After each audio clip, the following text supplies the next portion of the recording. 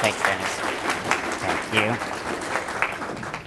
Good morning. It's a pleasure to be here. I've known Dennis for several years and everything. It kind of feels warm coming to this area because I actually grew up on this side of town. I'm a Southwest High School graduate. Dragons, any dragons in the room? Yeah, I knew there was going to be one.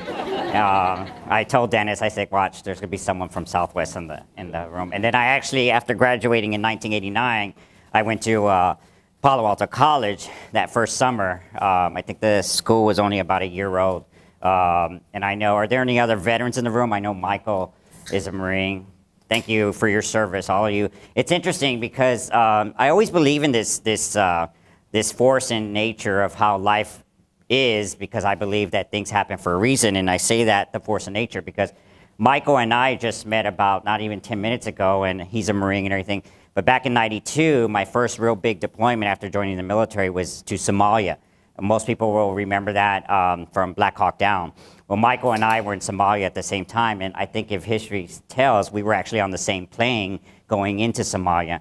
I was 22 at the time. I won't say what Michael's age was, but yeah, he was young. So it's interesting how all this kind of connects and everything. So I am a San Antonio native, born and raised, as most of you are probably here. I know Dennis came here like in 2000 or somewhere 2005. So I've always tried to tell him too, like how much the city has grown. And I live over by Bandera 1604 now, the Helotes area, which before, if you got to Huebner and Bandera, you could, when you got to Huebner and Bandera, everything was country till you got to Helotes. Now it's like there's no more country. So it's great to be here today. Thank you for taking time out of your lunch schedule and coming to hear me speak and share with you my life experience on how it is that I got to where I am today. As I stated, I grew up here. After graduating high school, I didn't really want to go to college, and my mom was more the one pressing me to go to college. And after that semester, summer session at Palo Alto, then I went to SAC. And at the same time, a lot of my friends were joining the military, and that's what I wanted to do. But my mother was apprehensive because my grandfather served in World War II in Korea. My father got drafted to Vietnam. They both went to Edgewood High School. As most of the young individuals on the west side got drafted during the Vietnam War.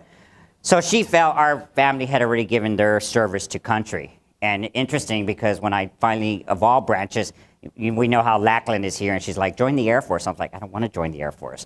And so my father was Army, so he's like, join the Army. And I was like, I don't want to join the Army. Well, what do you want to do? I said, I want to join the Marine Corps. Of course, at 5'1", as you see, and at the time I graduated in 1989, I was only 90 pounds. So when I walked into the recruiter station here by South Park Mall, the recruiters pretty much laughed because they're like, can we help you? And I said, I want to be a Marine. And they're like, let's weigh you first. And of course, I didn't weigh, I had to, I think, weigh 102. And then they said, we don't think you're tall enough. So of course, when people tell you you can't do something, I was like, I'll show you. And eventually I ended up joining the Marine Corps, and of course, reassuring my mother, because she's like, I don't want you to go to war. I said, we're not going to go into war anymore. What could possibly happen, joining the military? So of course, that summer after I joined in June of 1990, my date wasn't scheduled for March of '91 to head to boot camp.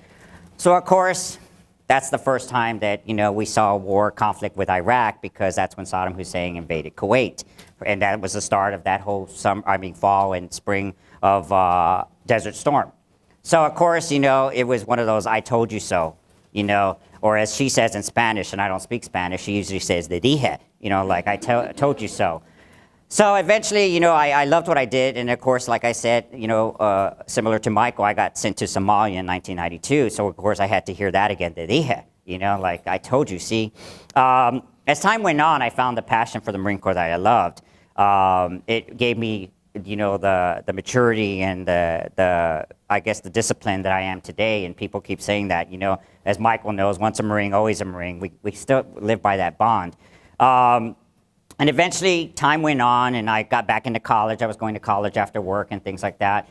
Well, sure enough, on my deployment coming home from Japan in July of 2001, I was up for reenlistment the following year, and I knew I was going to reenlist. And more than ever, of course, that September is when, you know, everything changed for the world as it is today still, because of the attacks on that day for the country.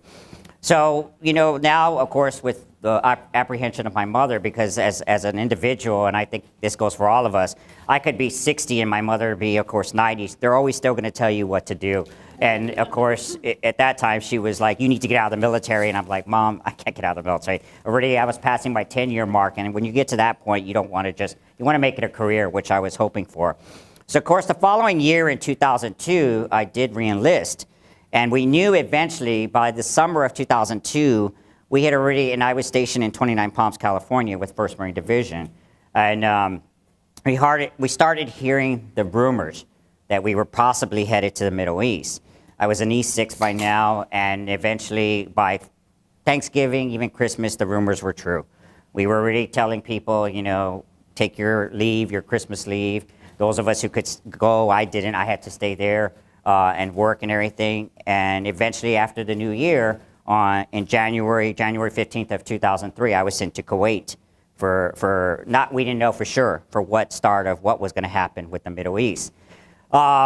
At this time, because of the things that were going on in the country, there was, you know, speculation that Saddam Hussein had weapons of mass destruction, things like that, and they could have been a threat to our allies or the country.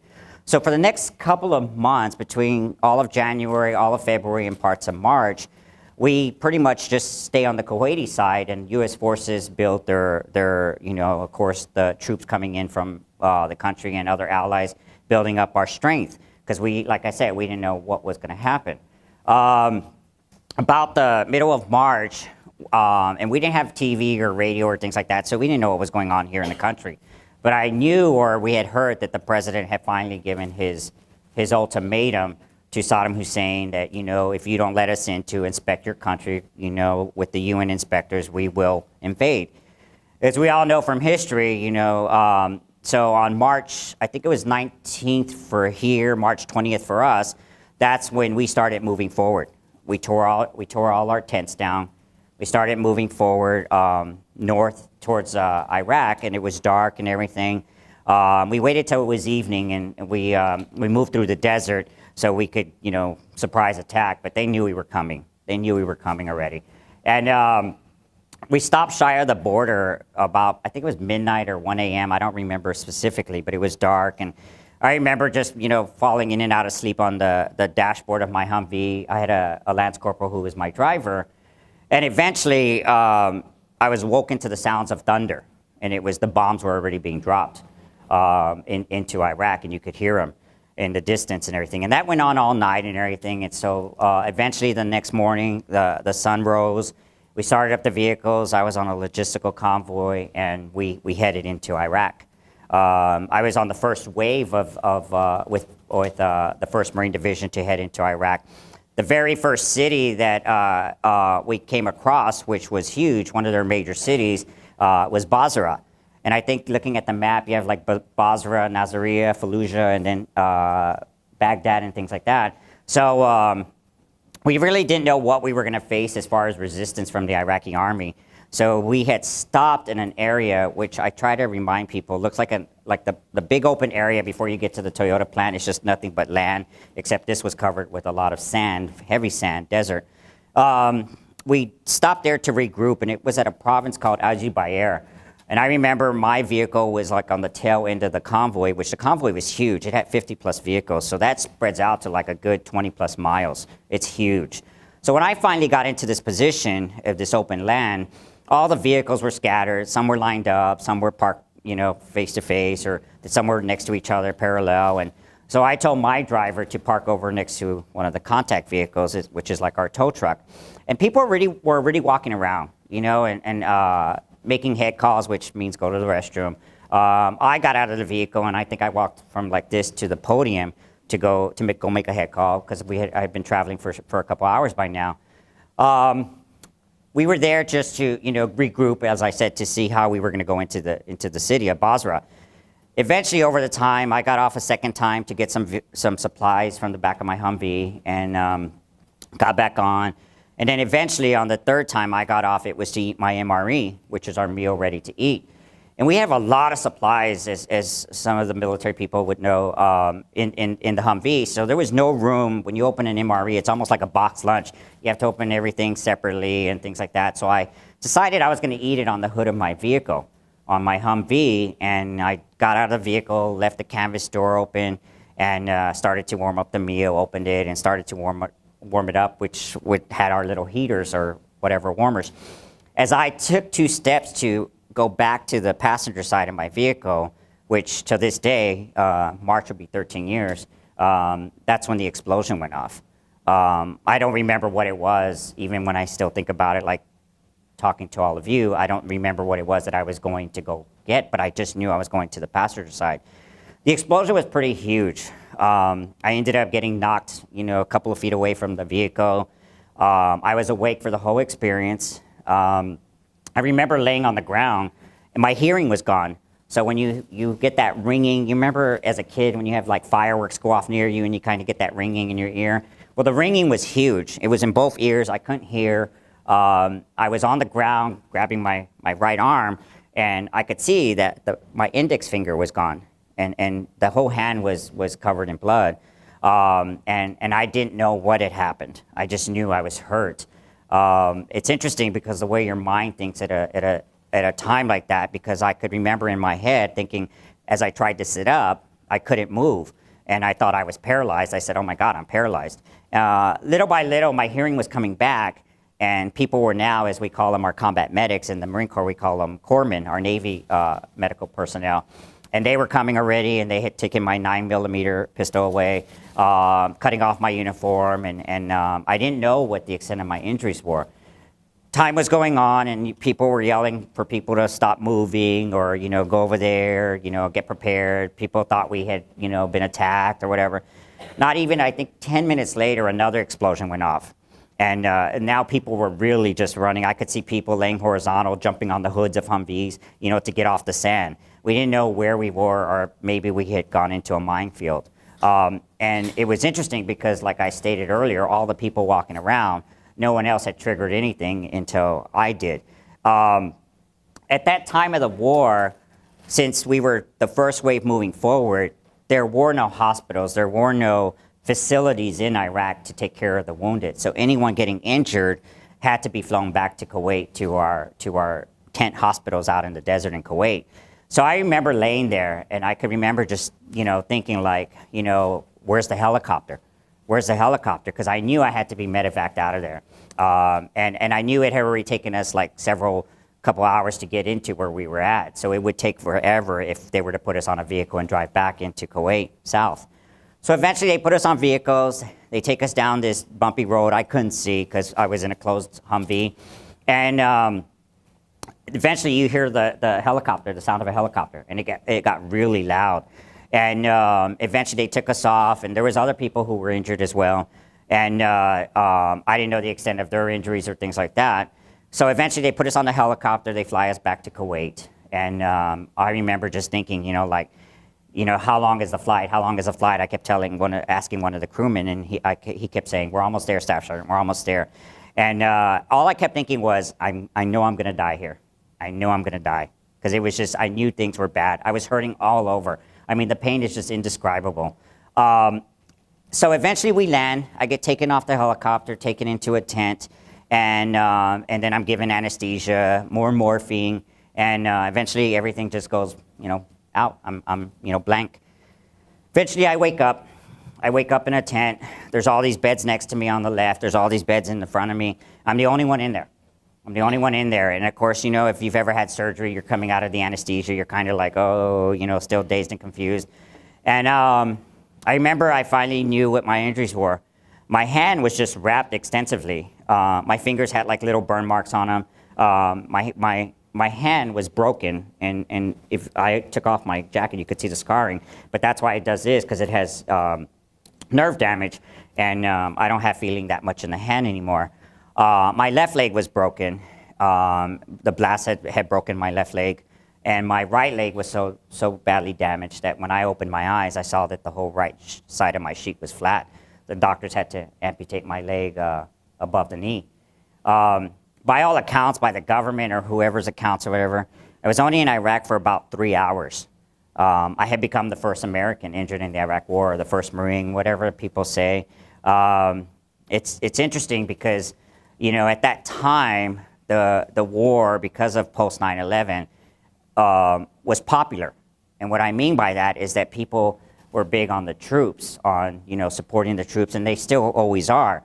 But at the time, so being injured first came with a lot of, I guess, publicity. And people always wanted to talk to me. If people remember here in San Antonio, I think at that time, my face flashed all across KSAT 12 and KENS and everything else, and of course the Express News.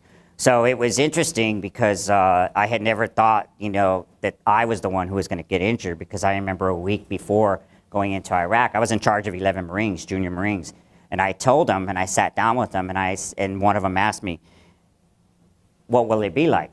Because I was the only one who had ever been deployed. And Somalia really wasn't like a war. It was more of a humanitarian mission, but we did face resistance. And I actually told the Marines, I said, you know, this is war. You know, some people will get hurt, and some people may not come home. Of course, I didn't think it was going to be me. But eventually, you know, I got sent to Germany. My lungs collapsed when I got to Germany and everything. And I remember waking up in of course, the ICU, and I had a tube down my throat, and my left hand was strapped to the bed because I guess I had tried to pull the tube out unconsciously. And I remember the nurse coming in when I woke up, and she goes, she's talking to me as I'm staring at her because I couldn't even talk. She tells me, I'm going to take the strap off, but you know, you can't touch the tube. And she tells me what happened. She says, your lungs collapsed, and so we need to drain your lungs and things like that. And I asked her like how long. I was pointing to the clock on the wall. She's like, I don't know, Eric. And it was like the most undescribable feeling to have that, you know, something holding your tongue down where you can't even swallow or something. It was very painful.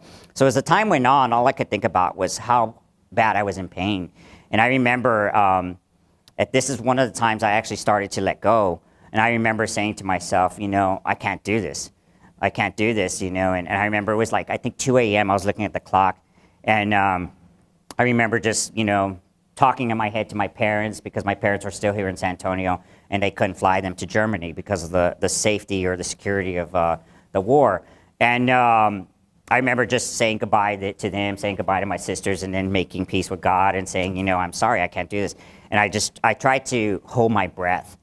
I was trying to asphyxiate myself, thinking, because I couldn't do it. And I was just crying and everything. And eventually, of course, modern technology, the machines all start going off and everything. So the nurses come in and everything, thinking like, oh my God, he's coded.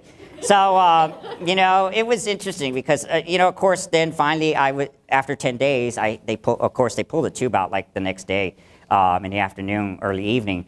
And eventually I was flown to Bethesda, which was the National Naval Medical Center, which is now Walter Reed National Medical Center. And I remember I was the last one to be taken off this bus, or what we call this transportation, with the wounded. And I remember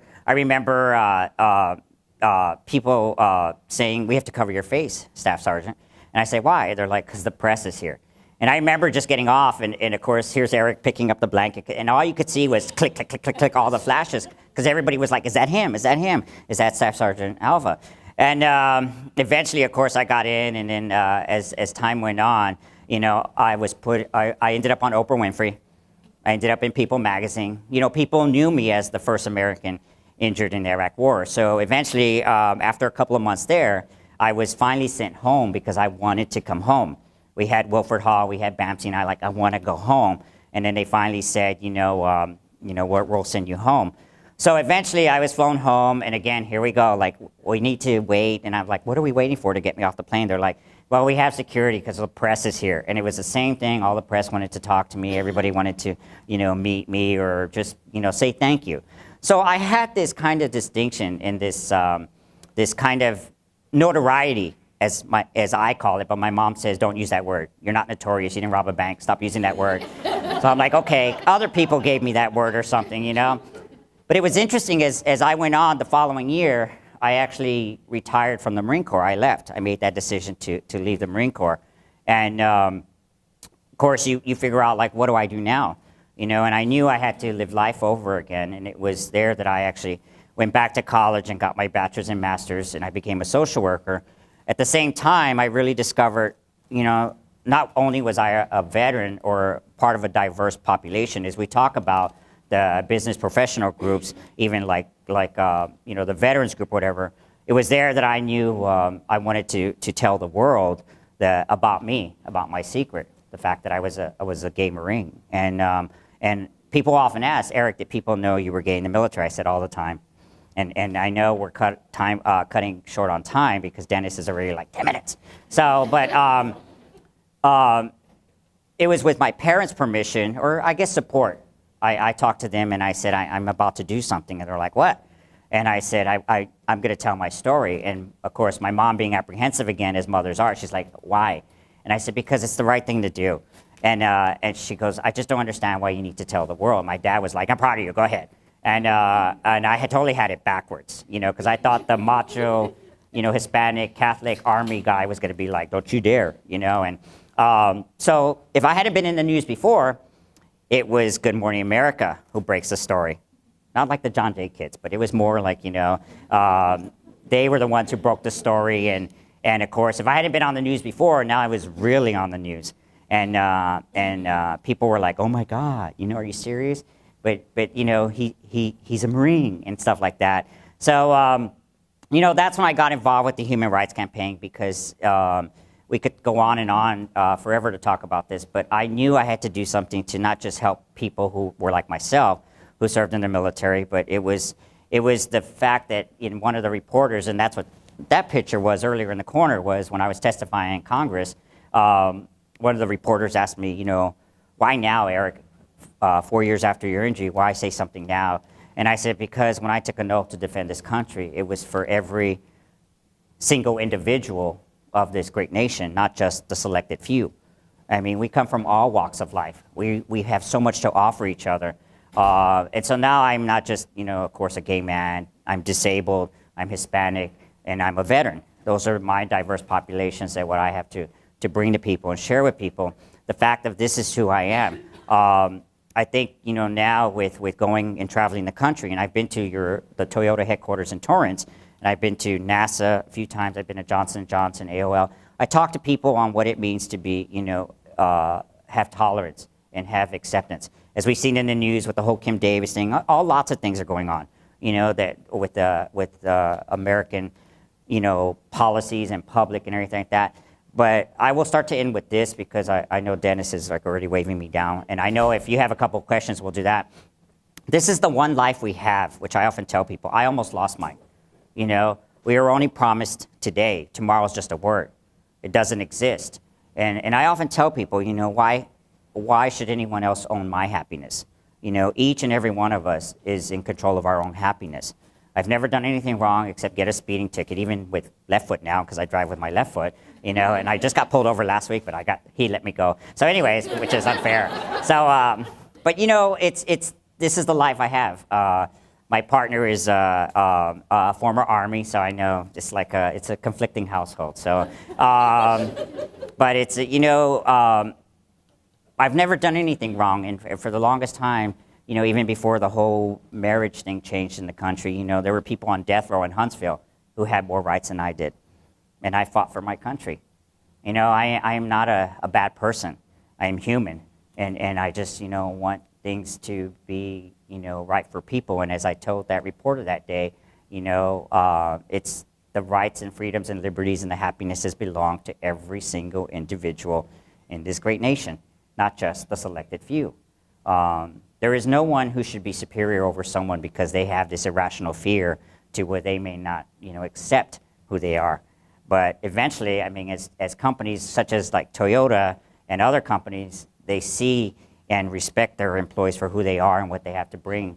Because I don't remember how even long this company's been here now, but mark my words, 5, 10, 15, 20 years from now, when some of us are gone, or gone from leaving here, your sons and daughters, your nieces, nephews, your grandchildren, your neighbors, they will come and work here too.